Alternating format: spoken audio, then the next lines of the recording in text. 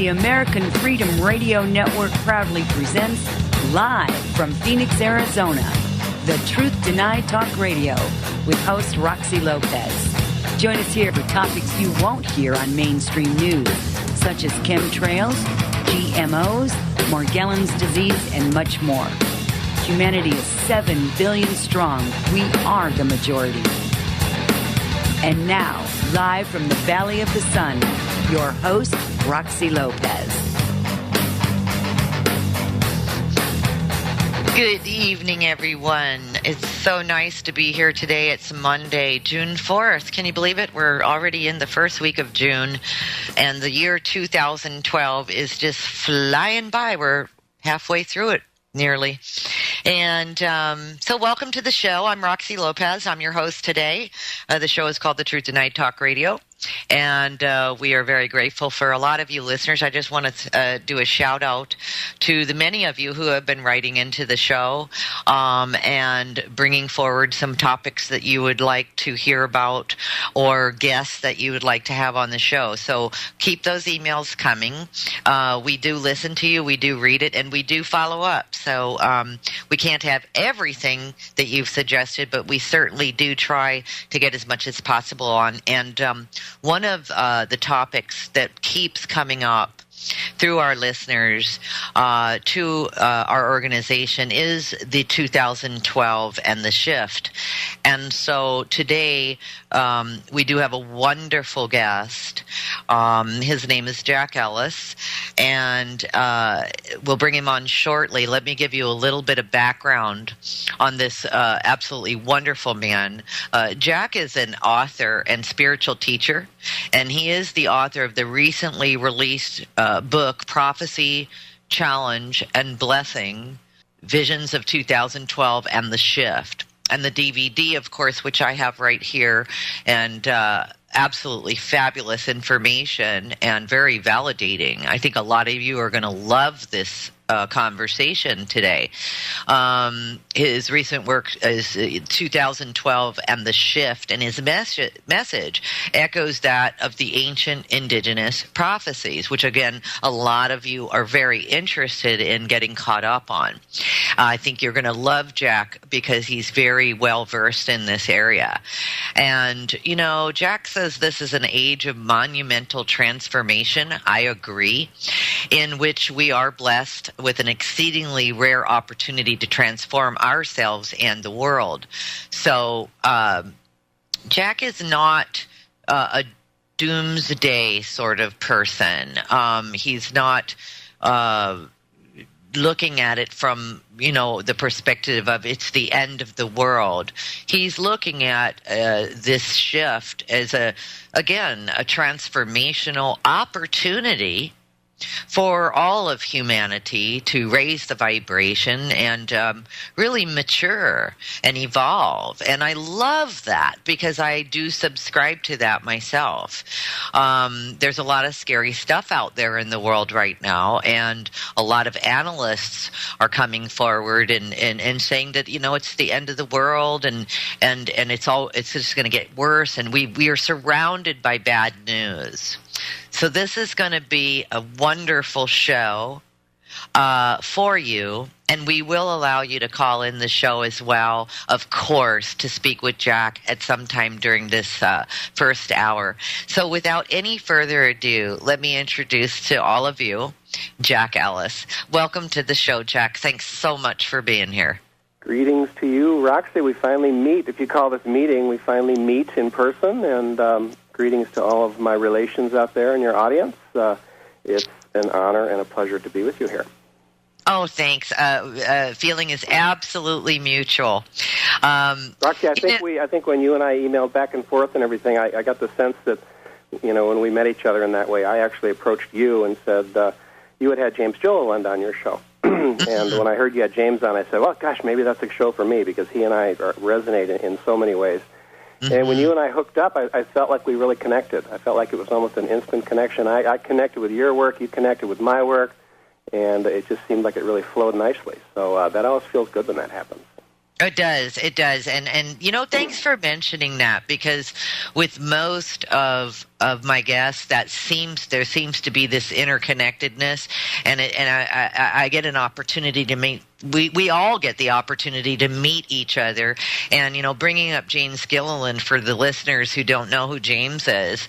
James is a good buddy of mine, and the ranch. He's got the ET Ranch, the phenomenal vortex of interdimensional travel going on over there, and James is just a wonderful. I see why he's there and why they chose him, because he is yet another just absolutely astounding being who's made such an impact on people.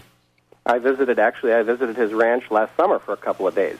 What did you think? Had numerous sightings, numerous, and we're having a sighting about one every 15 minutes for several hours each night, and then finally it's time to go to bed, and then get up there the next night and do the same thing, and just one sighting after another. Some of them were not that significant, and others were highly significant. So while you're on the subject, why don't you just share with the audience actually what was one that you thought was significant? Can we talk about that? Oh, absolutely, sure. Okay, great. Well, most of the sightings, and I don't mean to minimize any of this, but most of them, and people say, oh, they're just satellites or they're aircraft or something else, but most of them just look like stars, that are moving, and but you can confirm pretty readily that they're not aircraft for a lot of different reasons. You can pretty readily confirm that they're not aircraft or they're not satellites, and I've actually since I got trained to see what they looked like, at James's ranch. I've kind of trained myself to be able to see them in other places too, but I never see anywhere near the volume of them. The volume I know. That I saw there. I see them every once in a while, but one of the really dramatic ones was, excuse me. There was at one point we were all just sitting and waiting for the next one. And I remember somebody said, wow, look over there. And there was a huge light approaching. And it was as big as any light you've ever seen in the sky. It was as big as Mars as it ever gets. It was as big as Venus ever gets. And it was just moving towards us very slowly. And we all just kind of looked at it and we went, whoa, that's let's keep our eyes on this one.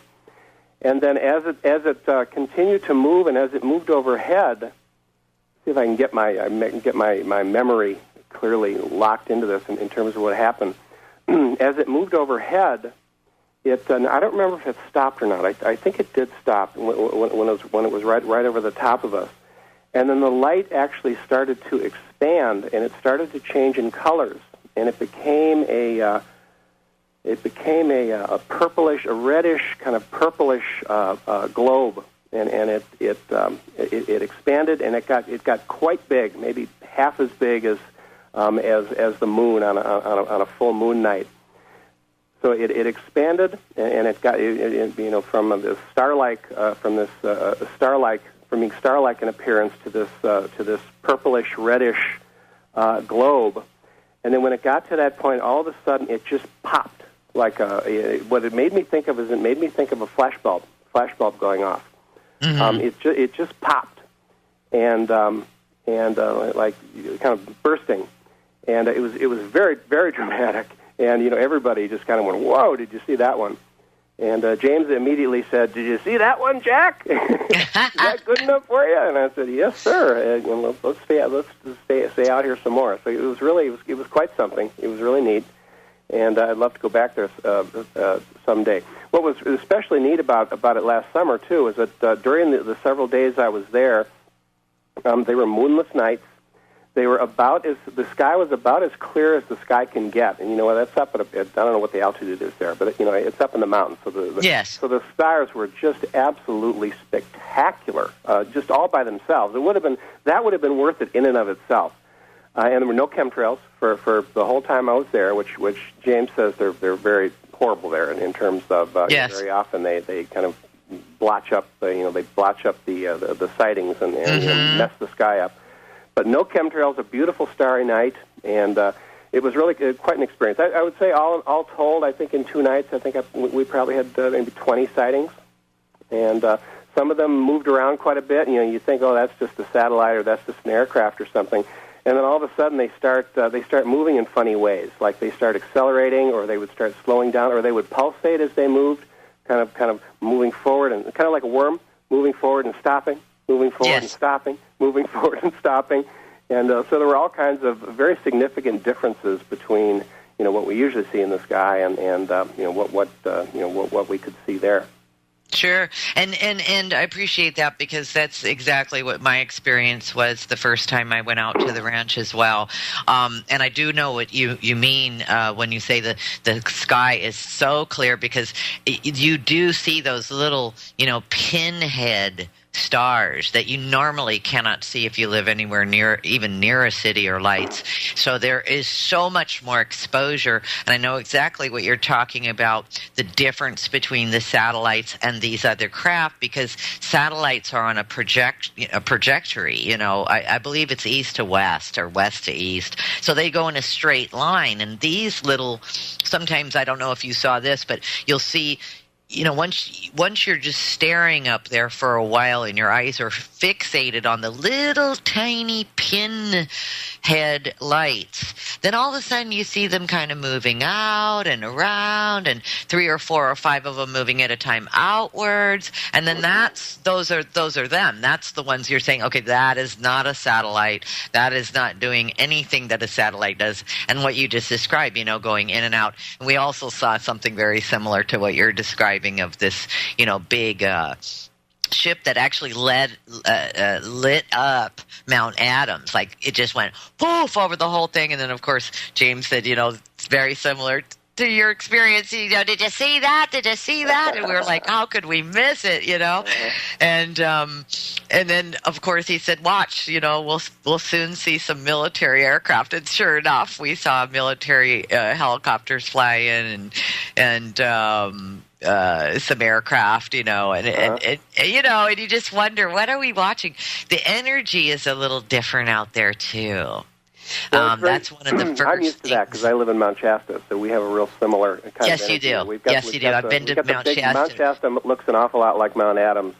Yes, it does. Similar also in terms of, we also have a horrible chemtrail situation here, but I think they spray places like this because I really genuinely think that they believe that Mount Shasta is a great threat. There's just so many people who are aware, and there's so many people who are into the growing organic food and things like that here. That and I think probably the same thing with Mount Adams. They consider that to be a threat too. So it's not too remote, to spray them with chemtrails because we represent a threat to them. Yes.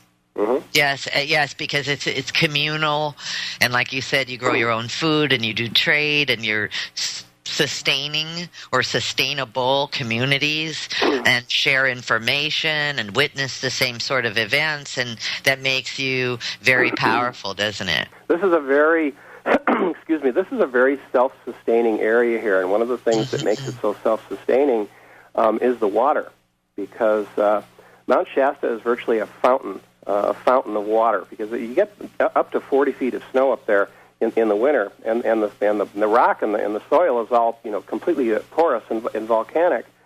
So most of the water that melts from the snow doesn't run down the mountain. It just goes right into the ground, and then it shoots out all over the surrounding area in the form of all kinds of springs that pop up. And we actually have several of them on the land I'm living on, and I've got spring water coming out of my tap here. And this is also a very sustainable area here, not only because there's so many people here who are into that and who are into growing their own food and taking responsibility for their own lives again, but this is also a sustainable area because of how remote it is.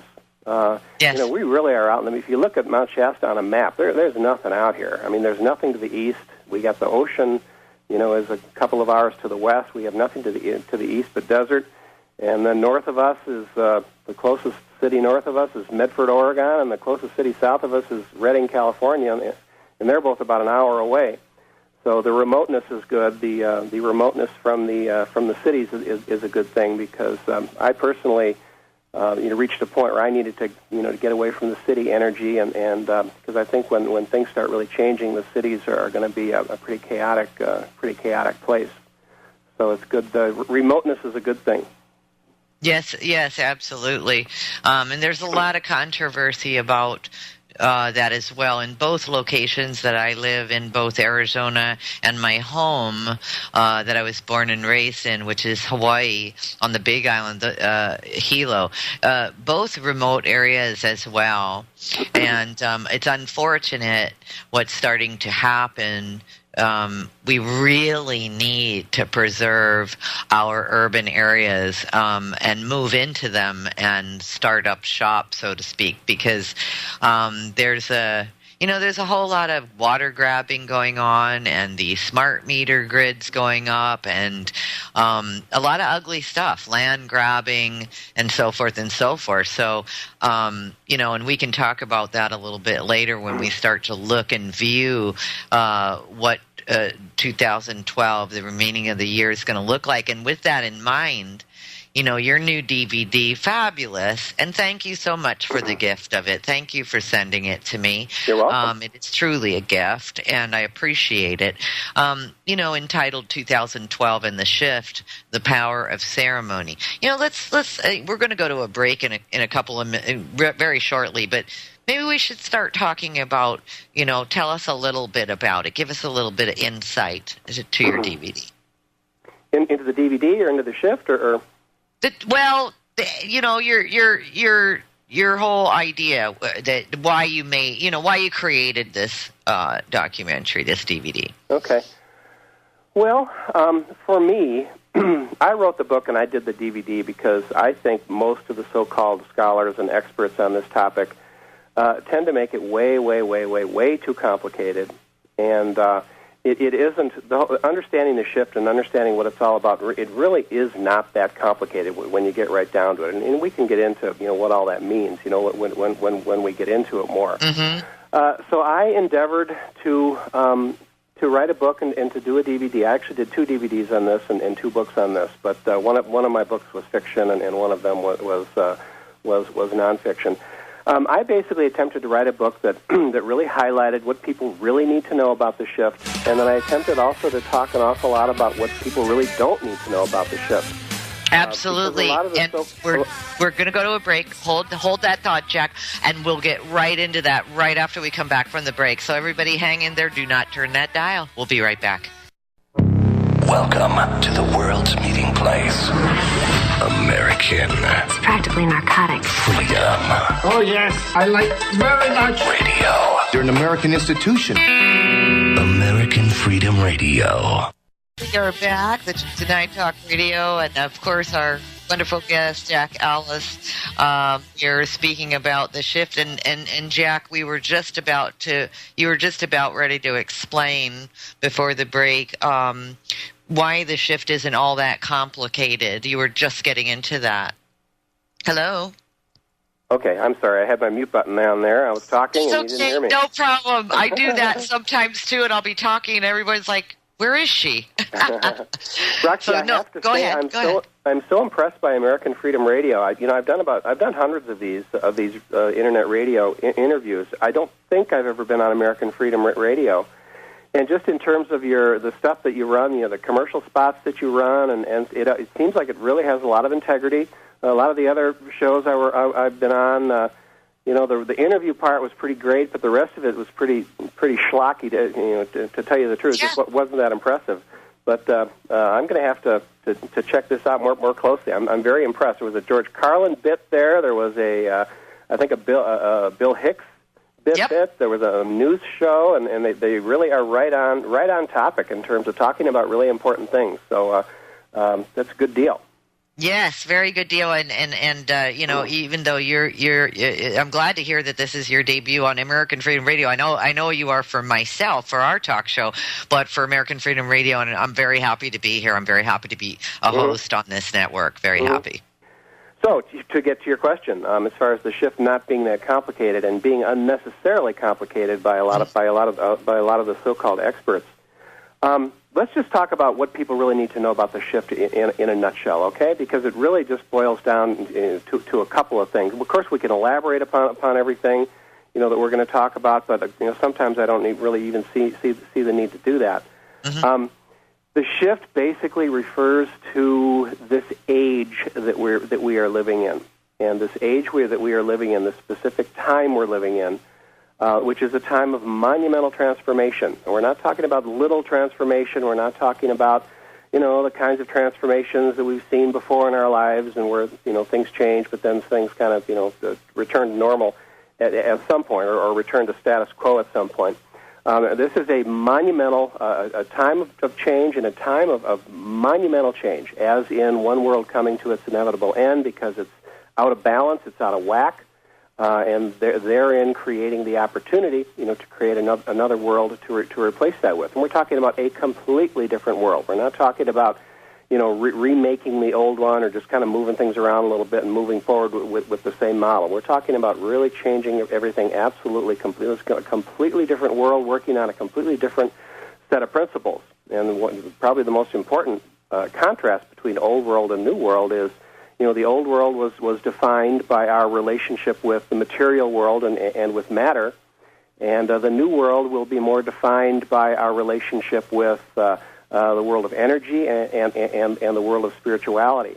So there's one aspect of the shift that everybody needs to be aware of, and I think most people.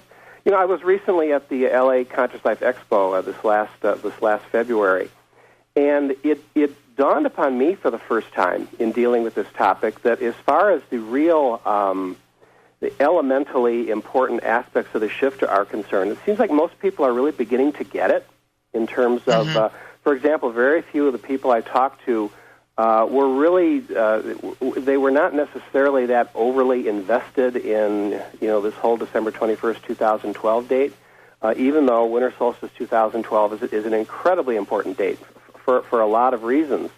But, very often, the shift authorities that get people kind of off track kind of stress that, there's going to be some kind of a Big Bang event and it's due to happen in the year 2012 because that's what, that's what the Mayans were telling us and that's what the Mayan calendar was telling us. And that really is not correct. The shift, this age of transformation that we're talking about, is more of a process. It's more of something taking place over time, as opposed to a Big Bang event that's all going to happen on one day that everybody's predicting. Now that doesn't mean that there aren't going to be Big Bang events along the way, because there will be, and there already have been. We've already had some huge Big Bang events, in the last 5 years or so, just to throw a number out there. The other thing that's really important for people to know about the shift, and this also is something that it seems to me like just about anybody with an ounce of awareness really understands this at this point. And this really wasn't true 3, 4, or 5 years ago. It wasn't true. People really didn't get it as far as some of the things I'm saying. But the other thing that people really need to know about the shift is that it is a process that takes place over time, and we are in the midst of this process. It's happening. It's happening now. And we can disagree about how big the window of time is, about when it started, about when it's going to end. Reasonable people can disagree about all those things. I personally believe that most of the really significant shifting that's going to happen is going to happen. I think it's very also valid to look upon the date December 21st, 2012, as very likely a midpoint of this window of time. This window that we've already entered, and that on either side of that midpoint or that that centerpiece point, on either side of that is when most of the important shifting is going to happen. I personally believe that things started shifting for me maybe about 10 years ago, and I think the time frame we're dealing with here is, I don't know, just to throw out very non-specific numbers. The time frame is 5 or 10 years before December 21st, 2012, and perhaps as much as 5 or 10 years after December 21st, 2012. And that's really all that people need to know about this. I think one of the areas in which people kind of get knocked off track as far as the shift is concerned, and it really becomes a distraction that really isn't necessary, is a lot of people emphasize predictions and certain things are going to happen on certain days and this sort of thing. With December 21st, 2012 being the one that everybody cites the most. And I think it's really important that people don't get too bent out of shape over specific predictions. In other words, such and such is going to happen because of Venus, because of the Venus transit. Such and such is going to happen because of some other alignment. For example, tonight we have a full moon lunar eclipse. Certain things are going to happen in relationship to that. Certain things are going to happen in relationship to the other dates that everybody's pointing to, and there are an awful lot of highly significant astrological and astronomical alignments coming up in the next year or so. So there really is an awful lot going on. But when people get overly focused on specific dates and specific occurrences, I think they kind of lose track of what really matters, and that is this thing is happening. It's happening now, and there's nothing to wait for in the future.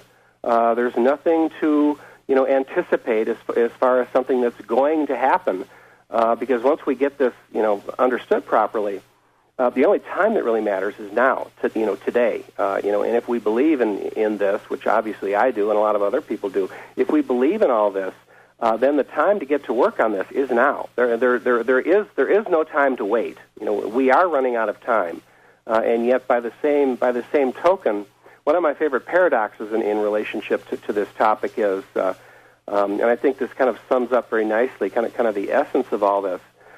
Yes, we don't have much time. We really need to get our act together in order to take advantage of this opportunity and to transform this challenge into a blessing. So there isn't much time, and yet at the same time, and here's the paradox: at the same time, there is no rush, because as soon as we start rushing, we just screw everything up, which is pretty much what's happening in our world today.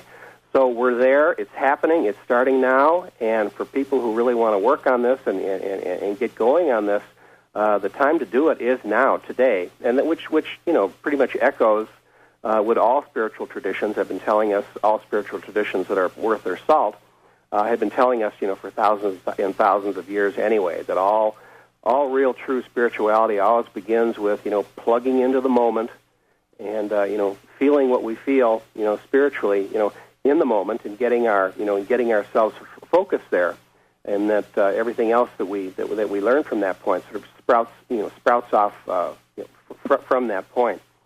So that's really it in a nutshell, Roxy. And we really don't need to know a whole lot more than that. Now, you mentioned that the new world is, basically grounded in something a little bit different, more spiritual, less material. Yet, when I'm looking at linear, all of it linear from, 15,000 years ago to now, the indigenous were spiritual and guided by the celestials and charting the stars and very connected to the earth, the oneness, the respect, the life force. So what happened in the middle in this linear time?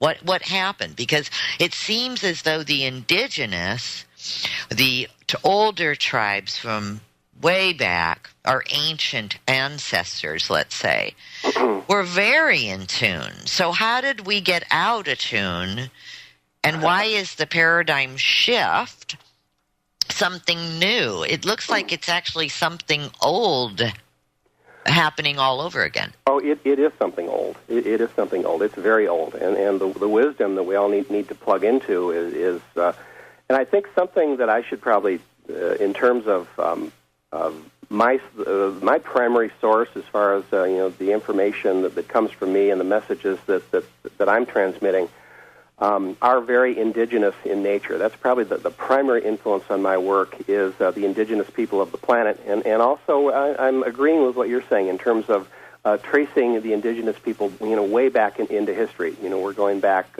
way before our so-called recorded history, and going back, tens of thousands, perhaps even hundreds of thousands of years ago, as far as this indigenous wisdom. And I recently got a very wonderful exposure to this, and I continue to be exposed to this by virtue of an alliance that I have formed with a traditional Mayan elder. His name is Tata Eric Gonzalez, and he's located about an hour north of Mount Shasta, at a place called Deer Mountain, and that's an important reason why I moved here, was to be closer to Deer Mountain and to be closer to the community that we're in the process of building up there, a sustainable community. We're in the process of building up there that is in its very earliest stages. So that is very much, I agree with you completely as far as the importance of us learning on the basis of the messages that have been sent down, from the indigenous people from all over the planet. This isn't just the Maya. It's not just the Hopi. It's not just Native Americans. It's not just indigenous people, the Aborigines, or it's not any one particular culture or nation, because all of the indigenous people of the planet are basically all telling us the same very simple thing, and it's very much in line with what I said a few seconds ago in summarizing the shift. Mm-hmm. But in terms of what happened, in terms of what knocked us off track. Yeah, exactly. I'm going to answer the question probably a lot briefer than you're expecting me to, and then we can elaborate upon it if you like. Mm-hmm. But this whole process of we, the people of the planet Earth, and you can call us at some point we're all indigenous people. But at some point, the planet Earth was visited by some beings from other worlds who got very involved, who were here for the purpose of colonization, and who got very involved in colonizing planet Earth and harvesting its wonderful natural resources and those sorts of things. And these beings who arrived from other worlds essentially messed with the plan, tampered with it, in terms of attempting to create a dynamic in which the people of the planet Earth were essentially they endeavored to enslave the people of the planet and to program them into believing other than what the lessons the indigenous people had been passing down for generations and generations. And essentially manipulating and deceiving the people of the planet into kind of manipulating us into a box or to an illusion that is very cut off, from who we really are as multidimensional spiritual beings. And they endeavored to control the whole situation, based on that. So the reason things got so knocked off track is because we, the people of this planet, and this gets complicated too in terms of where we came from, yes, and the genetics of the whole thing, and are we white people? Are we genetically related to this planet? Are we genetically derived from other worlds? It gets very, very complicated. But basically, we, the human race, have been tampered with. We've been messed with. We've been deceived and manipulated into believing versions of reality that are very different from the true cosmic reality and the reality of a divinely ordered universe. So that's basically how things got knocked off track. And so a lot of times people are very alarmed by that. They go, "Oh wow, that's pretty far out stuff," and it's so negative, it's so depressing because this is such a horrible picture. But think about it for a minute. I wrote a significant section of my book on this. When you think about it for a minute, this really is very, very positive and good news. The way it's positive and good news is we've all been programmed and we've all been conditioned, for a long time to believe that the reason the planet Earth is so screwed up, and the reason all these terrible things are happening is because somehow it's our fault. It's our fault. Exactly. And I was hoping you'd go there. Listen, we're going to take a quick break, and I want to talk about that our fault original sin stuff. We'll be right back with Jack Allis. Stay tuned. For those of you who are just now tuning in, our guest today is the wonderful Jack Allis, and we're discussing 2012 and the shift, and of course his DVD 2012 and the shift, The Power of Ceremony.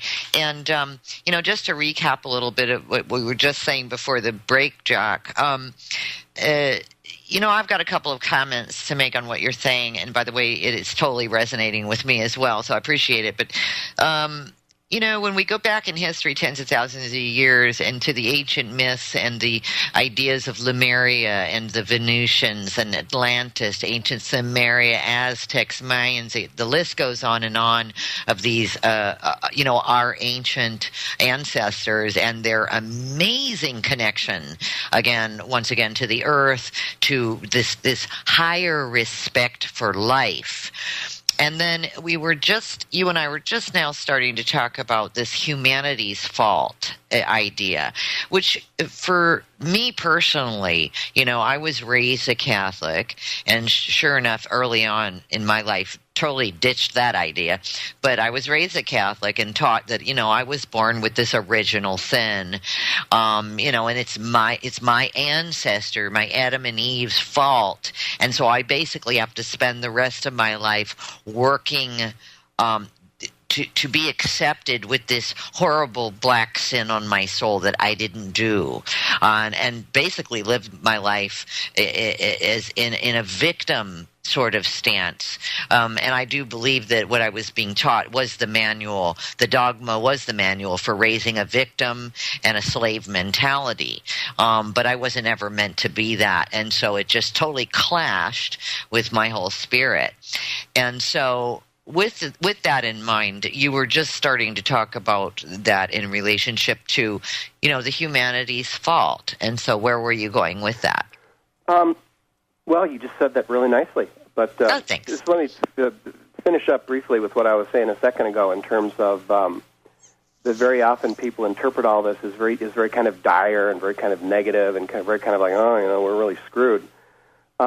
But then the positive, the good news aspect of this is the fact that this, once we understand these things and have an awareness of these things, this gets us off the hook. Because we're programmed and conditioned to believe that the world is so messed up because we, human beings, are, by our very nature, we are ignorant, we are greedy, we are aggressive, we're warlike, and I could go on and on. We're stupid. We don't have the faintest idea how to take care of ourselves.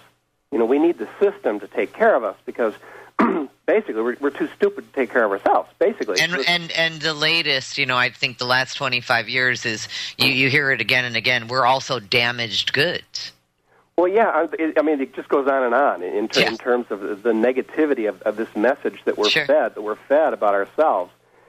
But then once we understand, the true nature of history, what really happened, and the nature of the deceit and the manipulation, we can begin to reconnect with, who we really are as beings. We are not any of those things. We are basically, multidimensional spiritual beings. Potentially, we are multidimensional spiritual beings with supernatural powers. And however, the deceit and the manipulation that we talk about kind of unplugged us from that. And we also have to emphasize in this, though, too, that when you trace it all back, we basically were tricked. We were basically tricked into giving away our freedom and giving away our spirit in return for, and this is very, very packed with the devil-like, truly, we were tricked into giving away our freedom and giving away our spirit in return for being taken care of, and in particular, in the modern world, like for the last 100 years, in return for being protected from all the boogeymen out there in the world. There's always a boogeyman that we're told about. Now we've got our terrorists and we've got our Muslims and all that. That's the latest boogeyman. But you trace it back in history, there's always a boogeyman. If you go back, depending upon what era you're dealing with, there's always a fabricated boogeyman. The system conjures up the boogeyman and then convinces us that we need its protection to be protected, from this boogeyman. And that once we fall for the trick, we're basically disempowered. We're basically disempowered. We give up our power, which we derive from our freedom, which we derive from our spirit. And so this gets us off the hook. We realize that it's not our fault. We realize that basically we've just been messed with. And at that point, we can begin to reconnect with, who we really are. We can remember who we really are, and we can reconnect with who we really are, and we can get to work at those things. Because in my humble opinion, it does take work, for us to disentangle ourselves, from this programming and from this illusion that we've been, tricked into believing. It's very, very sticky. It's a very, very sticky wicket, and it's complicated. In order to disentangle ourselves from it, it's necessary to work at it. And in order for us to remember who we are and to reconnect, with our true potential as multidimensional spiritual beings, it's necessary for us to work at that too.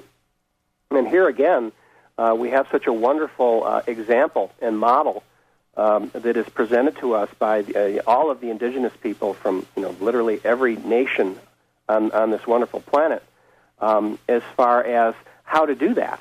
Because the indigenous people are all, as you said when you were talking about them earlier, these are people for whom the most important thing in their life is their connection with spirit and their connection with the web of life. That's the number one thing. But these are also people. The indigenous people are also people. I certainly have learned this from Tata Eric, my Mayan elder ally and friend. Yes. I lost my train of thought there. That's all right. I'll get it right back. Roxy, sometimes there's so many different threads and everything to all this that I just start talking, and pretty soon I forget which. No worries. I do the same thing. Which road I went down, but it'll pop back in there. Okay. I have a question in the meantime. Can I just pop back? Can I just do it while I remember what it was? The model that we have from the indigenous people is the fact that they just didn't come by their spirituality. It just didn't, happen to them. They just weren't born that way. They work exceedingly hard at their spirituality. They have ceremonial events that last for. I'm actually going to be participating in a ceremonial event coming up. Actually, it starts 2 weeks from tomorrow. It's a 17-day ceremonial event up at Deer Mountain. And it basically is going to be an example of this. It's going to be an example of, it's going to be a test of all of our wills. We're going to be camping in the woods, and we're going to be doing 17 days of nothing but ceremony, which is so different from, how we normally live, and which is basically just, a way that we have, of working at this. And it shows, too, just the fact that the Mayans, had 17-day ceremonies, and certainly the Hopis and all the rest, they too had similar types of ceremonies, shows how hard they worked at their spirituality. And I think there's a very important lesson in that for all of us. These aren't things we just wave a magic wand and all of a sudden, we're different and we're spiritual, and it's just all of a sudden it happened to us. Why is that? Why isn't it just a natural thing for us to do? Why do we have to work so hard at it? Why is that? I'm not sure what the answer to that is. I know one of the reasons for that is because we've gotten so screwed up by our programming and our conditioning. Is one of the explanations for that. But when you talk about the indigenous people, for whom that never really was the case, they've been plugged in forever. It appears as though that's just the nature of things. That our spirituality just is not a given, and that it is something that we need to engage in, we need to work at.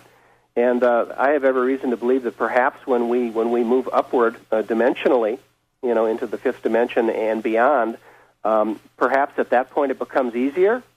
But I think as long as we're in this heavy and dense material world that we're in at this point, that probably, I'm just kind of off the top of my head now, that probably has a lot to do with the nature of our third dimensional reality and the heaviness of it, and the heaviness as far as the weight of the matter of this material dimension. Probably has a lot to do with why it's necessary for us to work to free ourselves from a lot of that heaviness and a lot of that stickiness. Well, I like what you're saying when you're talking about remembering, and I've thought that for many, many, many moons, that it is about remembering. It's not something we're learning that's new. We are remembering who we are, our authenticity, if you will, of our spirit or what have you. And, when you're talking about the 17 days of ceremony that you're going to be doing, I think, this is relative to the indigenous I think the indigenous, from what I have read, from what I understand in my encounters as well, in many, many ceremonies that I have been in as well, there seems to be a balance that is incurred. I mean, and you really dig when you're part of a ceremony and you start feeling the rush, and you start feeling this this lifting and these visions come in and whatever. It's different for everybody, but and you want to be a part of it. It does start opening up so much stuff. And I notice that when I leave and a certain geographic region that I've been doing ceremony for several days and then return to wherever home is, I notice as the days go by, I slowly forget again, the depth in which I experienced during that ceremony. We're going to go to a quick break, and we'll continue on that. And we're going to have some callers for the next hour. You're listening to The Truth Tonight with Jack Allis. The conversation is 2012, The Shift. Stay tuned. Don't go anywhere. You're listening to The Truth Tonight Talk Radio. We're on the top of the second hour, and we'd like to invite the listeners to call in. The number is 218-339-8525. Our guest today is Jack Allis, and we are talking about his latest DVD, 2012, and The Shift, The Power of Ceremony. And Jack, welcome back to the show. We were just talking about the 17 days of ceremony and what it means and remembering and why. Is it possible that spirituality, prayer, meditation, all of this type of practice is just as important to all of us as eating food and sleeping? Yes. Absolutely. May I back up a little bit here in terms of, and I might want to talk a little bit about what you just said, but you were just talking about how ceremony you had experienced in your life, and you said that when you leave the ceremony and return to your normal life, and with time, and you kind of drifts away, and you kind of forget about it. Yes. There's another aspect of that also, and tell me if you experienced the same thing. Mm-hmm. When the ceremony first ends, and when you first leave the ceremony, and you return, to the world out there again, to the world outside of the ceremonial circle, there is a time where it absolutely seems like it is completely another planet. You say to yourself, when you still have the feeling of the ceremony, in your body and in your vein and in your blood and in your heart, and you return home and you maybe flick on the TV to, just to see what Larry King's talking about or something, and it just seems like an absolutely foreign planet. You think to yourself, how could I have ever spent any time with this? How could I ever have done these things? This just doesn't seem like I don't want to live here. I want to, go back to the ceremony. I want to keep that. Do you understand what I'm talking about as far as I'm thank you for asking that question. question. How strange our customary world seems, when our perspective has been, tweaked the way that ceremony tweaks it. Yes, and I'm so glad you brought that up, and I would like to answer in this way. Back in the day, maybe 20 years ago, what you're describing is when I would go to ceremony, at first ceremony seemed surreal, and then it became so easy to adapt to it and move into it and become a part of it, and you're exactly right. And then I would get home, and you're right. That world seemed, the home life seemed surreal, and then it would, I confess, I would actually want things to start ticking again at home, like I needed to get my brain on and get to work and get to this and get to that and, record an album or whatever I needed to do. Now, something very magical has occurred, and I want to say since around 2000 to me. Now, what used to be for me the surreal world, that I want to get back to the real world, it has switched. So when I'm in a, let's say, kind of like what you just described, but you'll know what I mean. When I go to a mall or have to meet somebody here or there or wherever for lunch or this and that, that world now seems surreal to me. And I want to come back to the spiritual. It has switched, and I call it the paradigm shift. It has shifted completely to where for all my life it was one way, and now it has shifted to a completely other. In other words, my comfort zone is completely different now. it all comes back to a question of, which world do we choose to live in, and which world do we choose to focus our energies on? And I'm very much with you. My world has become, I've devoted my life to, to this new paradigm world and to the world of spirituality and those kinds of things, for many years now. And, that really has become the norm for me. And, the so-called normal world, the so-called normal old paradigm world, is a bit of a struggle for me these days in terms of just being around that energy. And it happened to me today when I went to the store. It just all felt very, very foreign and like it just wasn't my world anymore. But that's just the way it is. I'm not complaining. I'm just, that's the way it is, and that's the way I've chosen to live. And that's why it's so important for us to find communities, of like-minded and kindred spirits, with whom we can live the way we want to live, as opposed to having to compromise that. Roxy, we've done enough compromising. We talked earlier about how we've been, manipulated and deceived and tampered with and all that other stuff. We have just bartered away so much, and it's time to give that up and to get back into living the way we really want to live, and living the way we really deserve to live, as far as who we really are, like what we talked about before. Jack, how does humanity ensure its evolution? What does humanity do to ensure that nobody stops us and nobody tampers with this right now? Is it on an automatic pilot, or is there something that we really all need to wide awake in dreamland participate in? Now, I don't want to be uncooperative. I don't want to be a pain in the butt here or anything, but can I return to I'm taking notes here, Roxy, and I don't want to miss anything here. You made the point a minute ago about when you said, isn't that true that ceremony is just as important as eating yes. and drinking water and breathing and things like that? And I answered sort of flippantly by just saying yes, but that's a very important point that you bring up. And again, we have the model of the indigenous people that teach us so well in this regard. For the indigenous people, ceremony was absolutely the number one most important thing in their life, period. That was it. It was the most important thing in their life. Most important thing in their life basically is their, like what I said a few minutes ago, is their connection with spirit, keeping that connection with spirit alive and fresh, and their connection with the web of life, their connection with the forces of nature. Those are the two most important things in life, and everything that they manifest in this world is manifested from that source. It's manifested from spirit, and it's manifested from the forces of the earth and the other elementals. Everything, the material things that we manifest, our relationships, our partners, our children, all of that springs from and is manifested from our connection with spirit. And our connection with the web of life and with the natural world. That's what comes first, and everything springs from that. So yes, indeed, this is very, very important.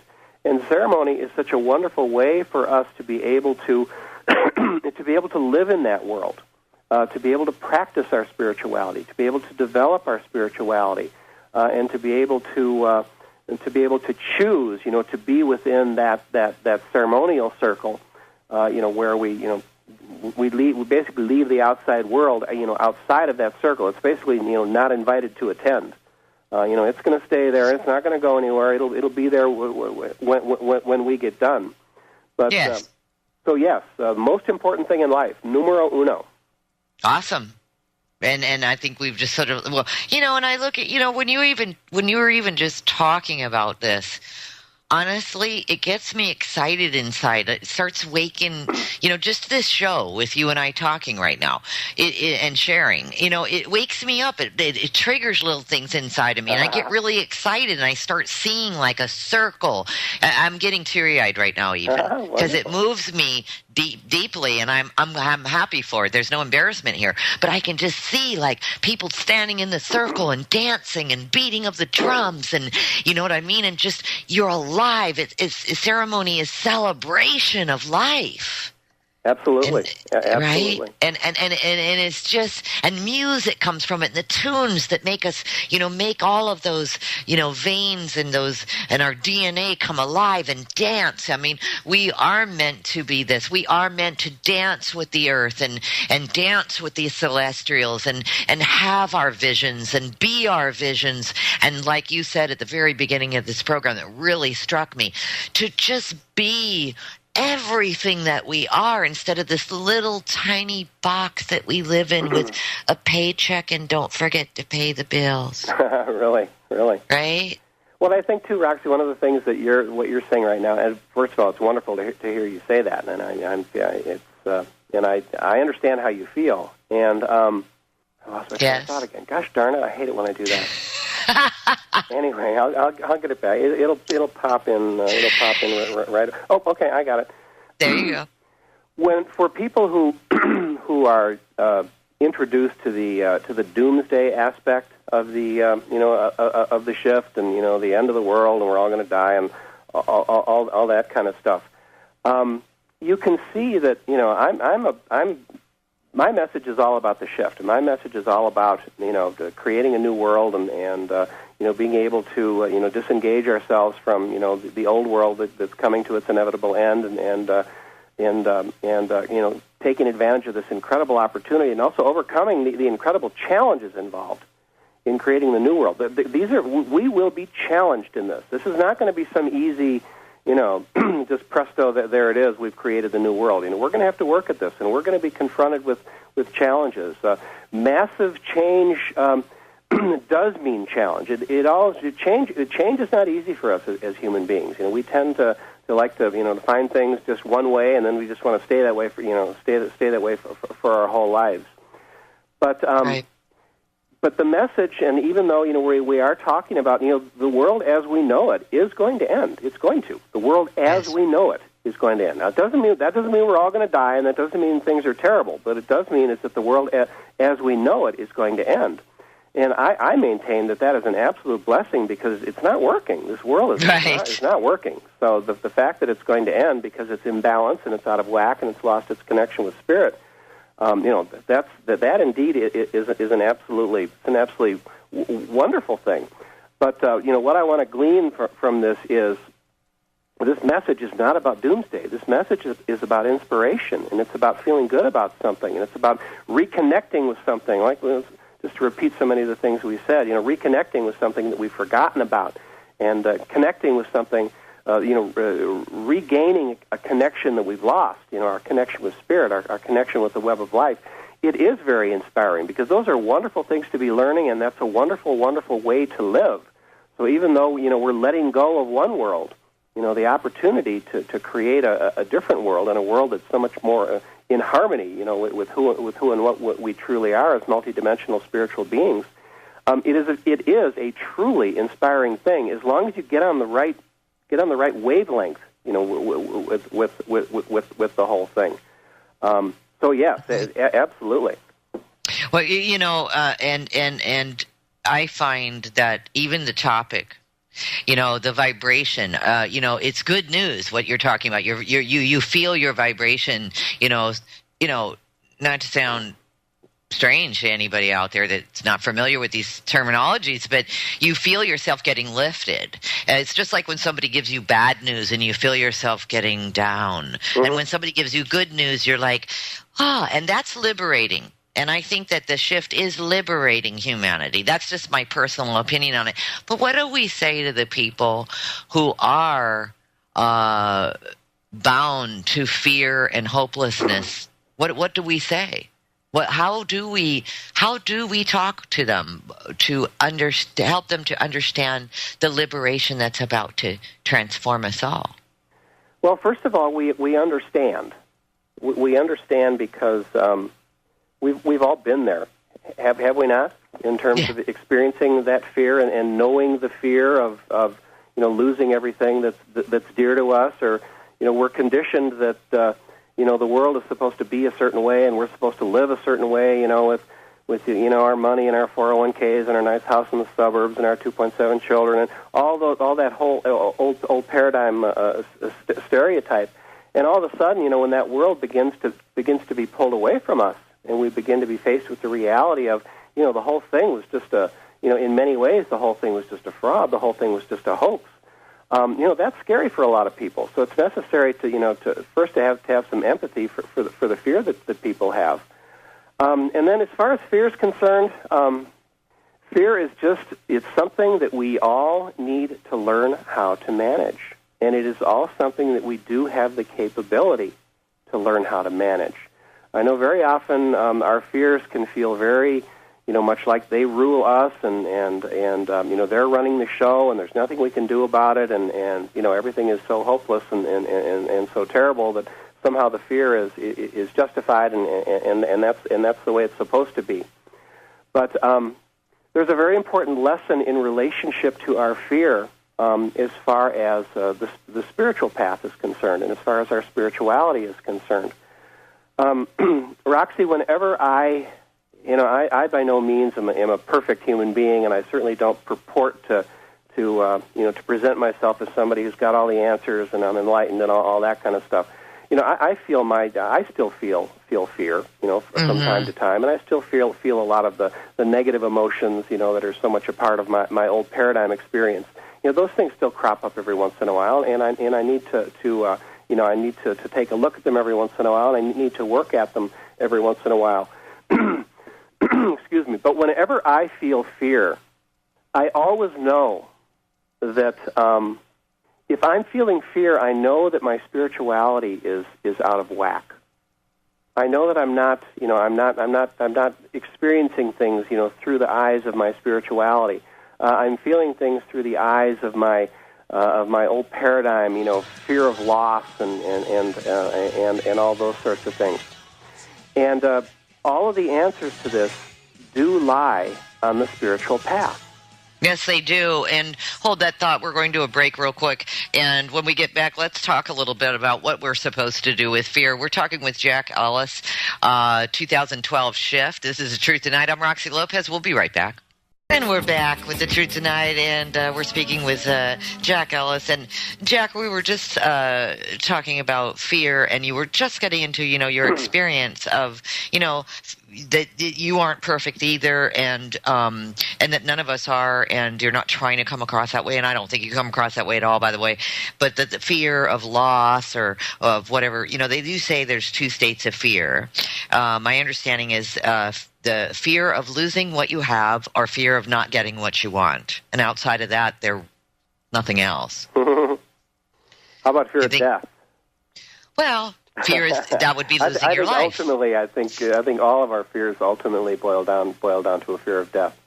But is that right? I believe that, yes. But I think ultimately it all comes back to that, because once we overcome that, then there's really never ever anything to fear. But let me give you my the thing that I say about fear and about how, in order for us to learn how to manage our fears, in order for us to learn how to conquer our fears, if you will, that is where the only real true answers in this regard do in fact lie upon embarking upon the spiritual path. One of the most fundamental lessons we learn, when we embark upon the spiritual path, one of the most fundamental lessons that we learn is that when we are living properly, and by living properly I mean when we are living when we're trusting in Spirit, when we're trusting our connection with Spirit, and we're trusting that everything in the world, everything that we have in this world will manifest from our trust in Spirit. When we're trusting the web of life, and when we're living in such a way that we are in harmony with the web of life, when we are aligned in this way, one of the things that we learn on the spiritual path is that there is never, ever, ever anything to fear, ever. Once we trust in Spirit, once we trust our connection with the web of life, the fear just dissolves. And that's why a minute ago I said when I begin to feel my fears, I know that what I need to do is I just need to get myself, back in alignment again as far as my spirituality is concerned. It's very much like a contract, Roxy, is the way I like to look at it. I think people understand it when we talk about it in this way. it's very much like a contract that we have with Spirit. And the contract is, as long as we trust in Spirit, as long as we live our lives properly, with the right vibration and with the right kind of spiritual connections and connected with the web of life, we know that Spirit will take care of us, and we also know that Mother Earth will take care of us. If we're living up to our part of the deal, by living, in a state of harmony and resonance, with the forces of nature, we trust Spirit to take care of us. We trust Mother Earth to take care of us and to provide for absolutely all of our needs. And we don't need as much as we think we do either. The Earth will provide for all of our needs as long as we are living properly. The other thing we learn is that this material world that we become so addicted to is just a blip on the radar screen. It's only one dimension of many. This is a place. We are spiritual beings. Having a physical experience. We're not physical beings that have a spiritual experience every once in a while. So once we learn this, then all of the fear, just there's nothing to fear. There's nothing to fear anymore, and a lot of that has to do with overcoming our fear of death. Once we learn that we are immortal, we consist of energy and consciousness that's absolutely immortal. Our physical bodies are indeed mortal. These physical bodies, will die. At which point, our spirit and our energy and our consciousness will move to wherever it is they are to go next. Once we learn that, then all of a sudden, there's nothing to fear in this world anymore. And reaching that point, on our spiritual path, is extremely, extremely empowering, because it's pretty hard when you imagine, imagine us, human beings who have reached a certain amount of awareness and a certain amount of understanding of the things I'm talking about. If you imagine us as a band, if you will, of spiritual warriors who have no fear, and spiritual warriors who are connected with Spirit and who are connected with the web of life and who are thoroughly, moving along, the spiritual path, this is a very formidable force. And once enough of us, reach that point, there's very little that can be done to stop us. We basically become a force that just cannot be that cannot be denied. And again, once enough of us, reach that point, we will have the capability to take this planet back. We will. And those who are currently, running this planet and endeavoring with what they're endeavoring to do to create artificial intelligence and to control all of us and to kill as many of us as they possibly can. Once enough of us, reach the certain point along the spiritual path, this is when we hit critical mass, and this one is when everything will just change, and it'll change in ways that we can't even imagine, can't even anticipate. They'll begin to change in ways that are indeed supernatural. And once that happens, our so-called rulers or controllers who are currently running the show, this place isn't going to be as appealing a place to be anymore, because we basically will be, taking away, that which, they thrive upon. They thrive upon our fear. They thrive upon us, being subservient and being disempowered. And once we regain those things, there are those who believe that they actually literally feed off of this energy in us. And once we don't give them, this fearful energy to feed off of, or all the other negative emotions they feed off of, such as hate, hatred, and aggression, and all those other ones. Once we don't give them that energy to feed off of anymore, they may just decide they might need to find some other world to infest. They may need to go someplace else, and we will have the capability to take this wonderful planet back again. And that certainly is what I spend every moment of my life, of my day, and every moment of my life I spend working at that. And I know you do too, even though I think you would probably use different words to describe your work. But I know that you and your mission, you are every bit as committed to that same goal as I am. We just basically are, maybe going about it a little bit differently, but certainly our objective is precisely the same. Yes, absolutely, and I appreciate that. Taking back our beloved planet and living here in the way that nature designed us, nature and the divine spirit designed us to live here, as opposed to living here in a way in which we are disempowered and the way it's been for so long. Absolutely, Jack. Has there ever been a shift like this before here?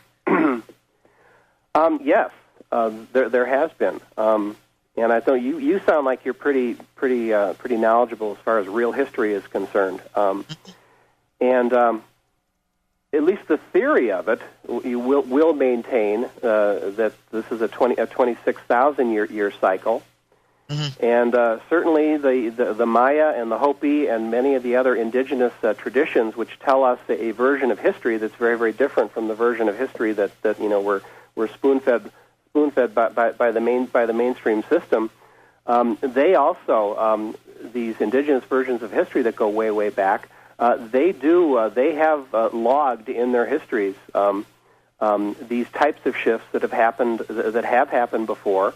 The Hopi basically maintain that this has happened 3 times. That they basically say that the world has been destroyed 3 times, and on each occasion the world has been destroyed for the same reason. It's because humanity, lost its connection with spirit, lost its connection with the web of life, and it was destroyed. Because of that energy. The Hopi maintain that we are currently in the 4th world, with the 3rd world having ended in a great flood, and virtually all of our ancient scriptures are filled with accounts of that great flood, and they maintain that we are on the verge of entering the 5th world. If we, humanity, get it right. And they very much maintain, the Hopi history tells a beautiful little story about all this. They basically maintain that humanity has survived the last 3 times. That humanity has survived because a very small core group of human beings who kept their connection, with the ancient teachings, and who remembered who they were. It was basically those people who made it through the tremendous challenges of these shifts that we're talking about. It was those people who made it through and who set the stage for the continuation of the human species. After that time, as you know, the Hopis in their history talk about having. The last time this happened, that they basically went underground and that they reemerged. That they reemerged after the waters receded and endeavored to do what they did at this point, and to get more from to move away from the indigenous view of history and to get more into a view of history that's a little bit more in tune with how we see things. Most of the accounts that I've heard of this would tend to maintain that this great flood we're talking about actually occurred anywhere from 10,000 to 13,000 years ago. That the flood, that was the last time there was a shift, that was the time frame in which it happened. So we have a number that isn't the 26,000-year number, but it is half of that. In my opinion, I think 13,000 years ago is a really good estimate on when this happened. A lot of people believe it was a lot more recent than that. So yes, these things have been. As far as other times this has happened, I think we can think about things like this happening, way back, way back into our history. Maybe on the nature of every 26,000 years or so. But unfortunately, if I'm understanding it right, from what I've learned from the Hopi and from what I've learned from the Maya, that humanity on all the other occasions basically just didn't get it right, and so we were put in a situation of having to start over again.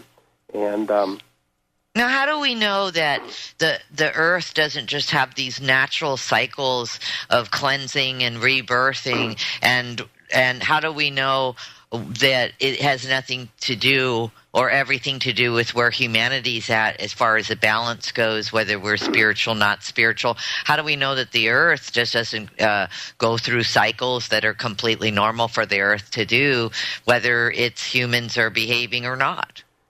That's an excellent question. You're really paying attention, aren't you? In terms of picking out a real kind of a fine detail and all that. And I'm not sure what the answer to the question is, Roxy. I believe that there certainly is an element of truth to what you just maintained, that the Earth does have its natural cycles in terms of a need to cleanse and to purify, in a cyclical manner. and certainly, during our current time and during, previous civilizations also, certainly the need that the Earth has to cleanse and purify itself would be related to what, humanity, to what humanity has actually done to it. But whether that cycle of cleansing and purification, would be there anyway, whether or not humanity was doing those things or not, is certainly that's a possibility, and I would say it's definitely both. And to answer it any further than that, I don't consider myself knowledgeable enough to be able to do it. But it's an excellent question, and it's definitely, there definitely is elements of both. Well, I would think that, and thank you, Jack, I would think that every living entity, including humans, animals, plants, birds, species, whatever, and the Earth, that we are actually all one.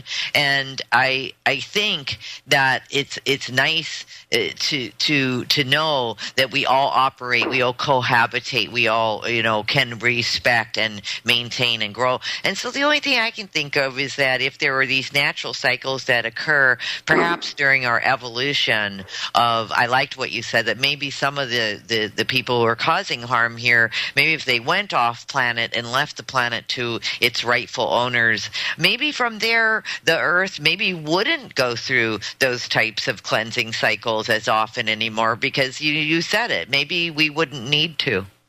That is a distinct possibility. I'm open to that possibility. I'm not sure what the answer to the question is, but the whole idea that there will be a time of peace on the planet for a long period of time. That's in a lot of religious stuff, and including Hopi, including Aztec, including Mayan.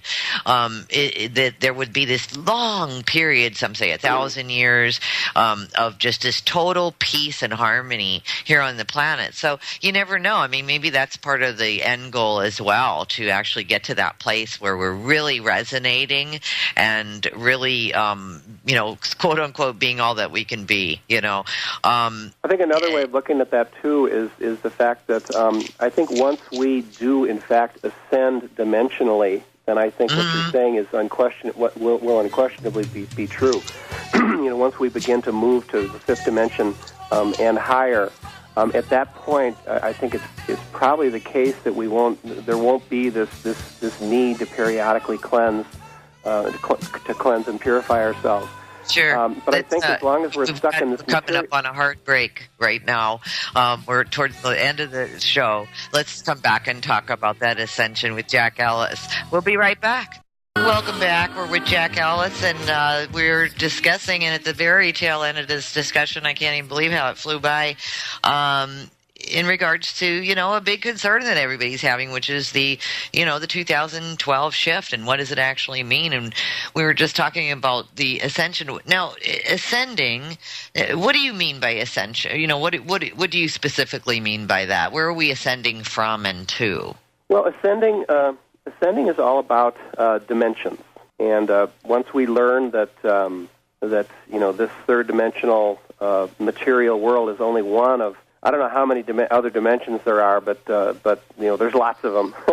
There's a lot of different theories about that. But this is not the only world that is available to our perception, and it's not the only world that's available to us.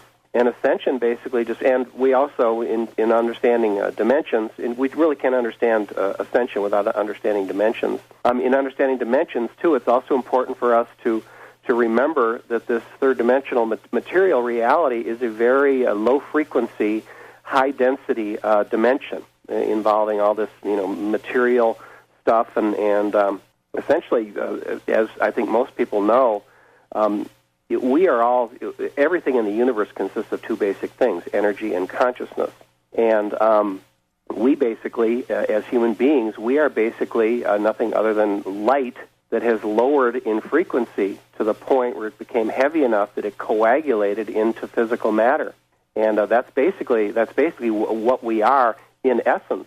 And ascension basically means just moving in the other direction. In other words, it means learning how to raise the frequency of our energy, raise the frequency of our vibration, so that we can move out of this, heavy material dimension, and we can move into higher dimensions.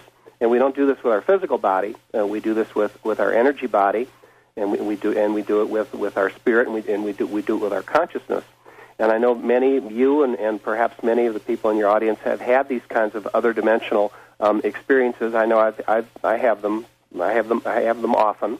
And that's basically what ascension is. It means moving to a higher dimension, and essentially this is part of a spiritual or an energetic process, and this is something that we can learn how to do again as a result of practicing our spirituality, evolving our spirituality to the point where we are able to, have out-of-body experiences and move in this way. And certainly when we die, when we leave our physical bodies, hopefully we do that in a way that we do it very much by choice, in terms of we die, the way that we want to die, and we die willingly, and perhaps even choosing the moment of death, when we can choose to leave this physical body, and then our energy and our consciousness and our spirit, can move to whatever, the next world is for us. So that's one way of ascension, but we can also, do it. We can also do it, while we're still here, as a function of learning how to do it and practicing it and disciplining ourselves to do it. Right. What about? I hear a lot of talk about this DNA activation. Is that the same? Well, that certainly is an important thing, and I know and again, this is a topic too. I believe this is one topic about which there's an awful lot of disinformation out there. As far as I think, and a lot of the New Age people throw this whole, New Age activation, concept. They throw it around rather willy-nilly, and all these workshops are offered where, they put forth the claim that come to our workshop and you will activate your DNA. And, I hate to make too much of a broad brush statement, but just about any time you do anything like that, all those workshops always boil down to the same thing. They boil down to a lot of guided imagery, a lot of breathing, a lot of meditation, that kind of stuff, which is really nothing new. So, it is a documented fact that I believe it's at least half the strands of our DNA, have been switched off. And in all likelihood, this has also been done as part of our manipulation, throughout history. That our DNA has actually been, switched off through some sort of, genetic manipulation or some sort of, technological manipulation of some kind, which is, the purpose of which is the same as the purpose of everything that's done to us, and that is, to disconnect us, potentially from, the highest sources of our power as multidimensional spiritual beings. Because if we're connected with our power as multidimensional spiritual beings, there's no way the powers that be can control us anymore. If enough of us do that, we'll just take the planet back, and they won't be able to, to run the show anymore. So the question of how we reactivate our DNA then becomes, a very good question. And I believe that it is possible, again, for us to learn how to do that. And I believe also the way we would learn how to do that is also very consistent with all the things that we would learn, once we embark upon the spiritual path. Now, DNA activation is not something I know a whole lot about, and to tell you the truth, I really don't think it's something that too many people really know a whole lot about. Right. But it certainly is something. It's a very valid concept, and doing this as a function of our spiritual evolution, I believe is just another feature of our spiritual evolution, and something that we potentially can do, and it was something that we could learn how to do on the spiritual path.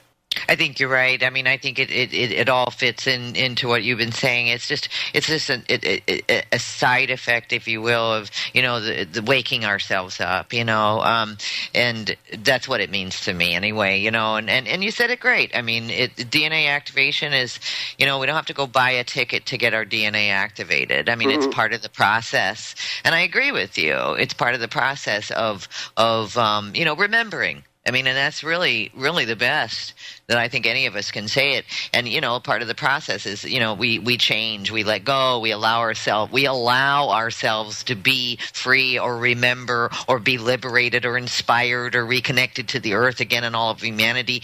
And we can become the example and become, the change that we want to see in the world. So it's all part of it. Yes. It's just all part of it. Uh-huh. I believe that I am working to reactivate my DNA just as a function of how I'm living and how I'm, doing the ceremonial work that I'm doing and doing the spiritual work that I'm doing. I don't know if I've succeeded at reactivating any of it, but that certainly is the objective, and that's the objective of any of us who are, launched on this path.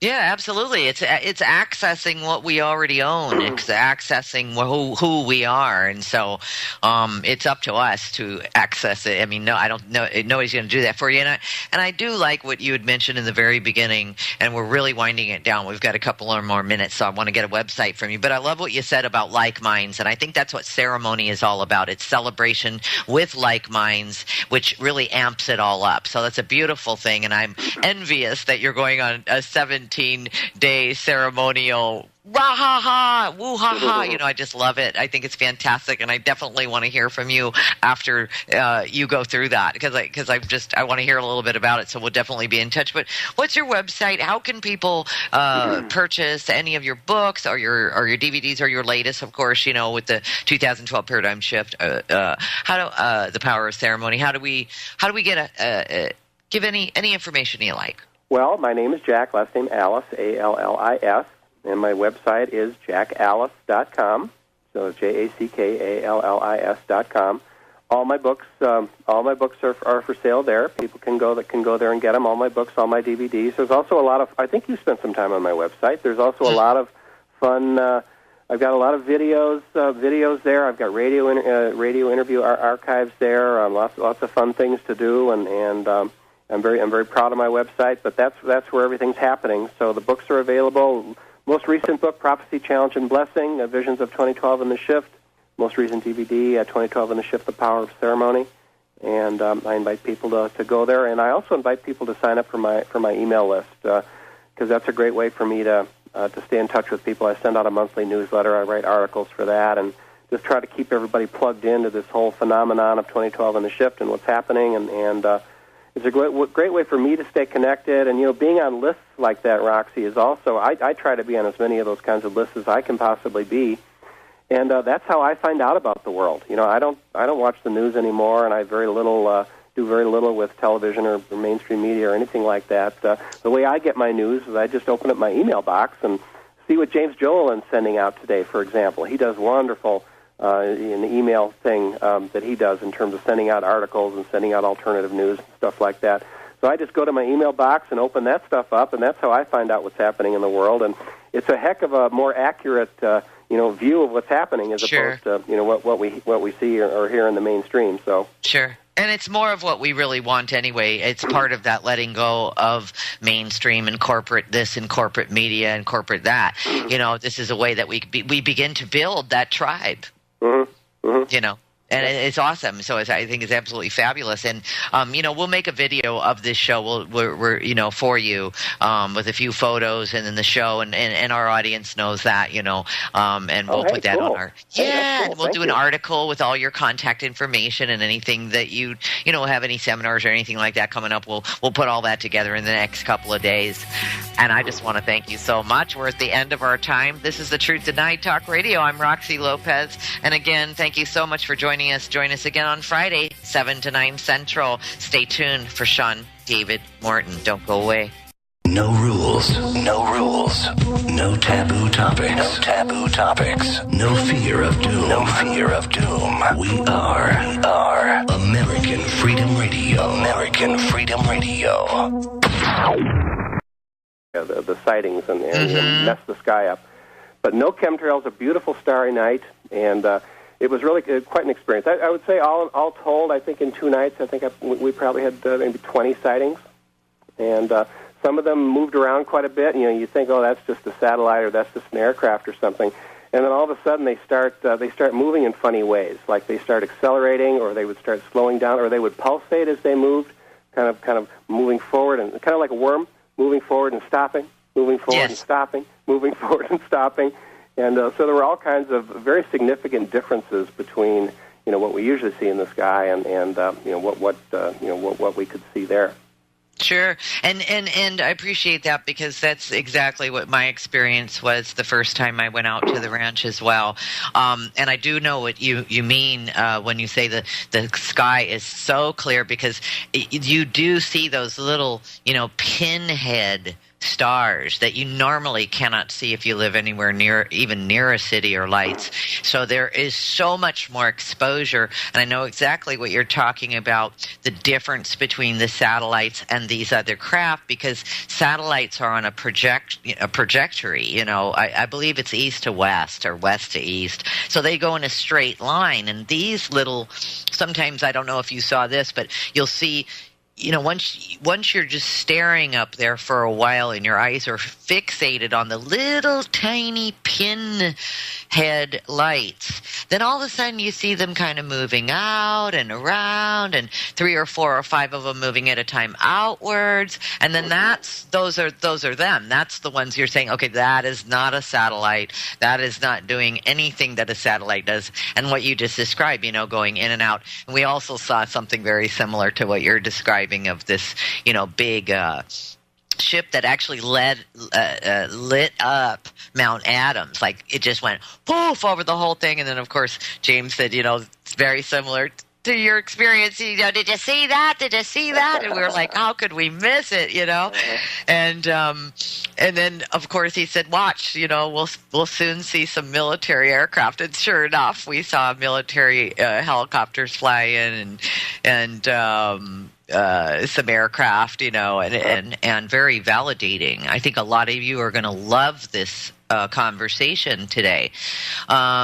His recent work is 2012 and the Shift, and his message echoes that of the ancient indigenous prophecies, which, again, a lot of you are very interested in getting caught up on. I think you're going to love Jack because he's very well versed in this area. And, Jack says this is an age of monumental transformation. I agree, in which we are blessed with an exceedingly rare opportunity to transform ourselves and the world. So Jack is not a doomsday sort of person. He's not looking at it from, the perspective of it's the end of the world. He's looking at this shift as a transformational opportunity for all of humanity to raise the vibration and really mature and evolve. And I love that, because I do subscribe to that myself. There's a lot of scary stuff out there in the world right now, and a lot of analysts are coming forward and saying that, it's the end of the world and it's just going to get worse, and we are surrounded by bad news. So this is going to be a wonderful show for you, and we will allow you to call in the show as well, of course, to speak with Jack at some time during this first hour. So without any further ado, let me introduce to all of you Jack Allis. Welcome to the show, Jack. Thanks so much for being here. Greetings to you, Roxy. We finally meet. If you call this meeting, we finally meet in person, and greetings to all of my relations out there in your audience. It's an honor and a pleasure to be with you here. Oh, thanks. Feeling is absolutely mutual. Roxy, I think when you and I emailed back and forth and everything, I got the sense that, when we met each other in that way, I actually approached you and said, you had James Gilliland on your show. And when I heard you had James on, I said, well, gosh, maybe that's a show for me, because he and I resonate in so many ways. Mm-hmm. And when you and I hooked up, I felt like we really connected.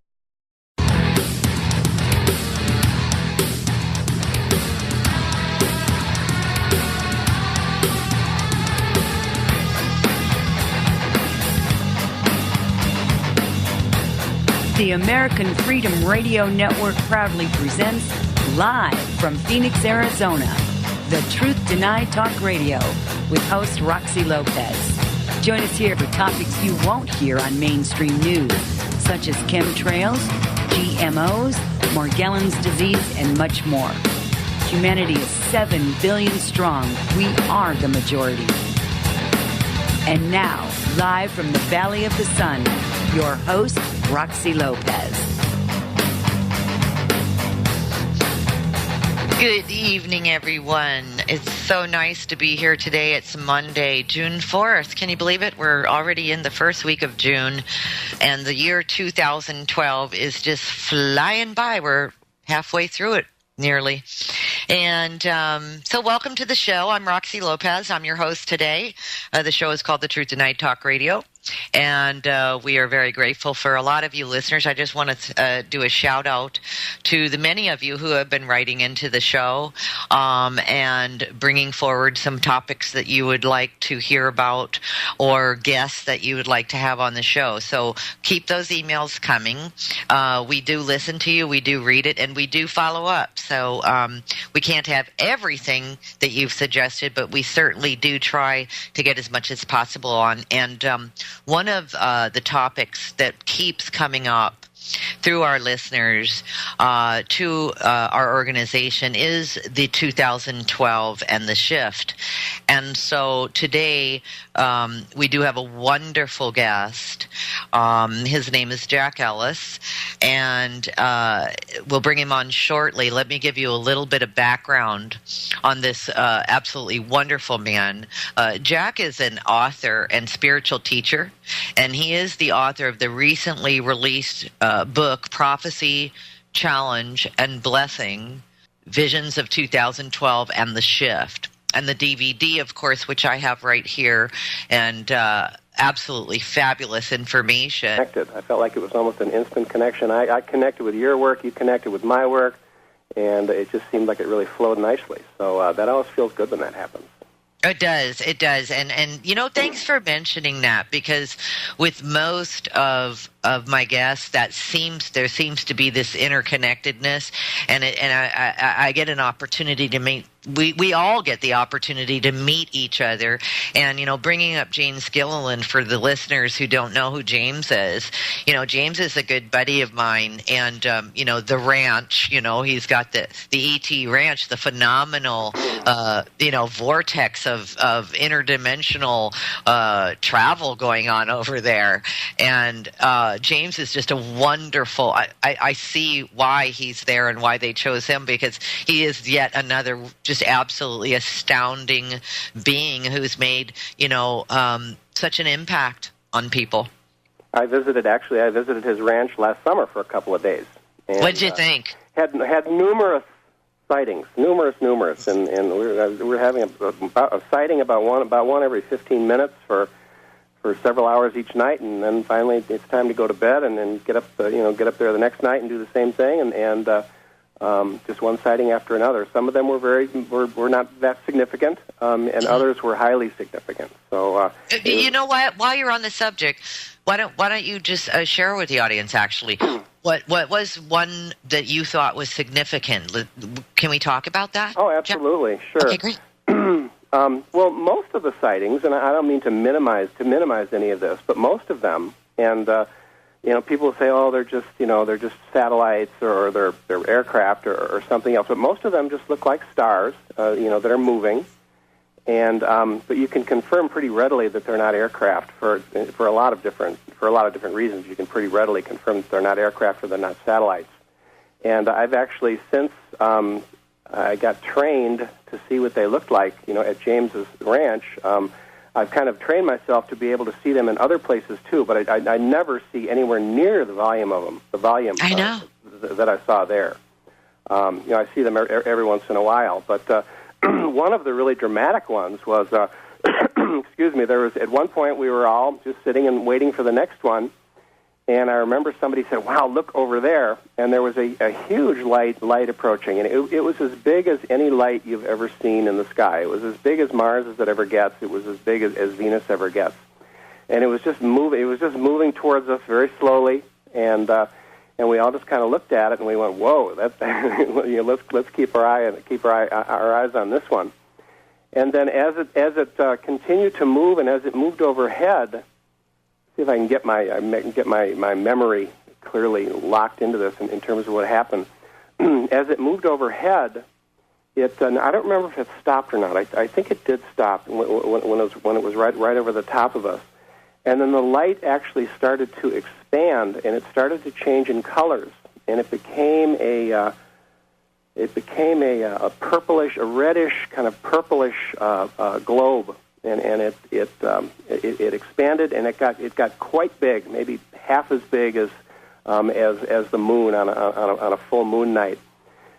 So it expanded, and it got from this from being star-like in appearance to this purplish reddish globe, and then when it got to that point, all of a sudden it just popped like what it made me think of is it made me think of a flashbulb going off. Mm-hmm. It just popped and like kind of bursting, and it was very, very dramatic. And everybody just kind of went, "Whoa! Did you see that one?" And James immediately said, "Did you see that one, Jack? Is that good enough for you?" And I said, "Yes, sir. Let's stay out here some more." So it was quite something. It was really neat, and I'd love to go back there someday. What was especially neat about it last summer too is that during the several days I was there, they were moonless nights. They were the sky was about as clear as the sky can get, and that's up at I don't know what the altitude is there, but it's up in the mountains. So so the stars were just absolutely spectacular, just all by themselves. That would have been worth it in and of itself. And there were no chemtrails for the whole time I was there, which James says they're very horrible there in terms of yes. Very often they kind of blotch up the